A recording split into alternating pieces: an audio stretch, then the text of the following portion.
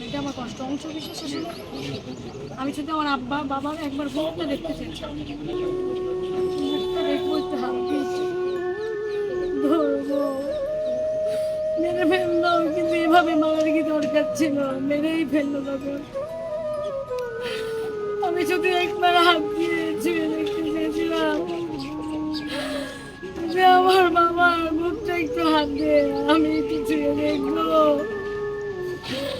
আমার বাবার যে কষ্ট হয়েছিল, আমাদের শরীরে একটু হাত কেটে গেলে আমরা বলি কি ব্যথা, আর একটা মানুষকে কেটে কেটে টুকরো করে আপনারা জানেন আমাদের ইসলাম ধর্মে আছে মৃত ব্যক্তির আস্তে আস্তে গোসল করা, আস্তে আস্তে কাফন করা, তার শরীরে ব্যথা লাগে, তা কিছু বলতে পারে না, কিন্তু এটা আমাদের কোরআনে লেখা আছে।